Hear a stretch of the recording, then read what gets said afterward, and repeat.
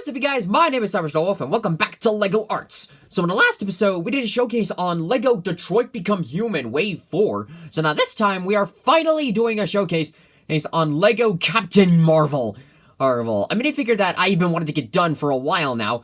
Ever since we saw the Easter egg in Infinity War, and ever since we started getting trailers for the Captain Marvel movie, I've been wanting to get this minifigure complete.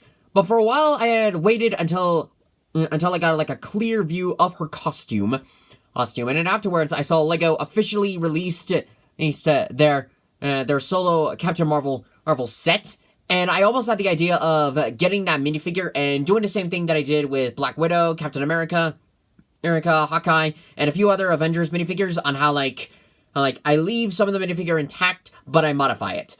Alright. However, I was kind of on a tight schedule because I wanted to get this done before Endgame came out. I couldn't get this done after Captain Marvel because I wanted to see the movie so that way I could get an idea of the suits, and there wasn't enough time. I had already been busy with KH3, Detroit Become Human, still working with Overwatch. So I decided, you know what? Let's just do the same thing that I did with the Wasp minifigure and just completely hand paint this, do my own style of this, and see how it turns out. And you know what? It didn't turn out horrible. It actually turned out pretty good.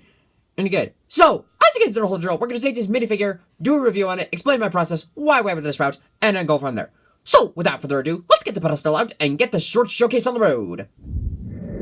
So, when doing this minifigure, I started working on this around the same time I was doing Chloe. So, when I started working on this, I did the same technique on how I did. I printed off decals for the torso piece, doing the waistline and everything. Whoops, sorry.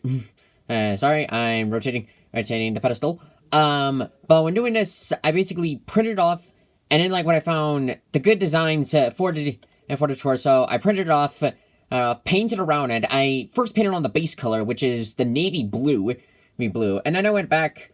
I tried out this new technique for detailing wise. What I did was I took some these special Sharpies like the gold and the silver. Hang on, let's move the light a little bit so you can see. There we go. I took some of those special Sharpies, did the detailing work, and then went back with paint and then painted around those details. So that way I could get in the correct areas and it all turned out pretty good. And sure enough, it pretty much did. It did. So then when putting on the reds, I hope you guys can see it pretty well, but it's very similar to this crimson red that I used for one of my old versions of Flash. It's one of the Flash minifigures. It's a very good red, but you need to put on a lot of layers just to get the color to really stand out. So that was a bit of a pain, but once I got past that, it came out pretty easy. Let's readjust the light so you can see detailing on the back. There we go. I'm sorry if the hair is a bit too bright. With the back detailing work, this was tricky. This was a tricky part. So, for this minifigure, it's based off of some other custom Captain Marvel minifigures that I found, on eBay. And when I got, a good, clear image of, the full figure, the arms, the legs, and the back, it was very hard on detailing work, especially when choosing the color, because I was almost afraid that the black really wouldn't stand out pretty well. But with the light, you can kind of see some of the work, and even without it, you can actually see the detailing work. So I am glad about that. Now, that's another tricky thing was doing the detailing for the star, or her symbol. Well, it was very, very tricky. I think the last time I had to do close detailing work on that was when I worked on Five Nights at Freddy's.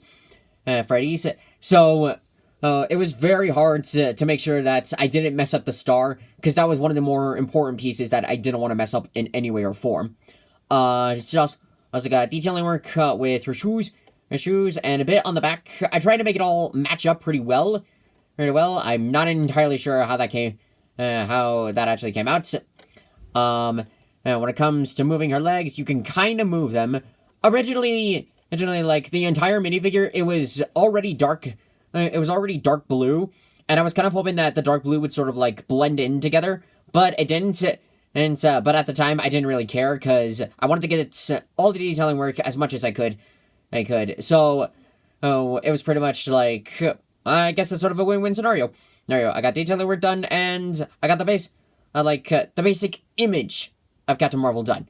You could kind of see that in the inside of her hands, and they're original yellow. They're not painted red, and reason why was because they were hooked onto a bar, or to keep the hands holding, so that way they don't fall off and they don't get paint on the table.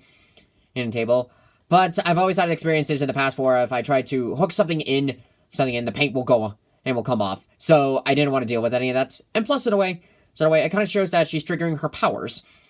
In a special way. Okay, let's move the light back a little bit. And there we go. Okay, so before we wrap the video up, I'm basically looking at the headpiece.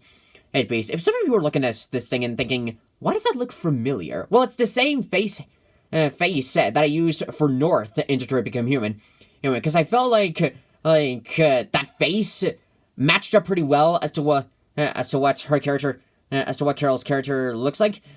Looks like I just modified the lips a little bit, and shrunk, and used the same techniques on how I used pages. I just shrunk the face down to the size that I usually use for minifigures, printed it off, and then glued it onto the head. And then with the hairpiece, it's a good hairpiece. Like, I'm not too disappointed in the one that LEGO chose, but what I don't like is that it's the incorrect color. I don't know why they do this, but sometimes they have the hairpiece in an incorrect color. And I saw some other Captain Marvel minifigures for where it's not just the color that's incorrect, but the length of her hair. So what I did was I had this hairpiece. It's the same one that I used that was originally on for Black Widow when I first got her. But I kept it in storage for a while because I thought, one of these days I'm gonna use that hairpiece. And sure enough, it was for this minifigure. It's not exactly like it's in the movie, but it's a close adaptation as to what she is in the movie. And I guess in a way, it kind of looks like her hair's floating when she uses her powers. So in a way, another win. So, I'm sorry that I didn't get this minifigure done before Captain Marvel released. Again, I wanted to get this done, and it's done as soon as I could. I am glad, however, that I got this done before Endgame. Now that this is complete, I feel satisfied with that. So, let's break out some of our other female Marvel minifigures, and then go ahead and wrap the video up. So, that does it for this episode of LEGO Arts. I'm really glad that I got this minifigure done in time. And if you haven't seen Captain Marvel yet, I really recommend you check it out. It's a pretty cool movie.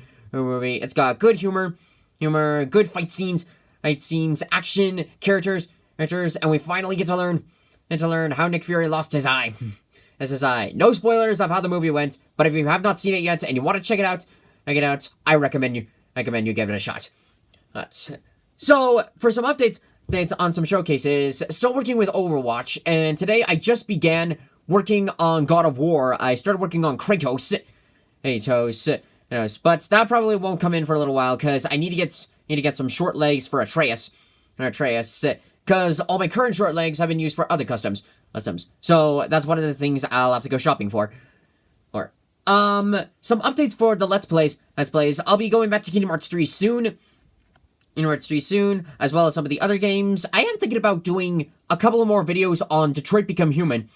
Seeing about Connor saving Jericho, and I know I said I wouldn't do this, but I almost have half the mind to try to see about playing Connor in the machine routes, to see if I can unlock the RK 900 without saving any of the progress. I don't know how that's gonna go, but hopefully I can just do it once and never have to do it again. But I'll be back with more showcases in the future. And again, if you haven't seen the movie, go check it out. If you want to check out some of my other Marvel minifigures, such as Avengers, or Spider-Man, or Logan, or Ghost Rider, even Deadpool, you can check them all out in my LEGO Arts playlist. So, if you guys want to see more videos like this in the future, be sure to subscribe to the channel and hit the bell for notifications. It really helps us work on Let's Plays, LEGO projects, or mainly here to have some fun. So, anywho, thank you guys so much for watching this video. If you liked it, hit that like button, comment below what you think, share it with your friends, subscribe to me on YouTube, follow me on Twitch, and He's a hop on the road. Ow! Woo! Thank you guys, and we'll see you next time. What do you guys, Spoon Rises?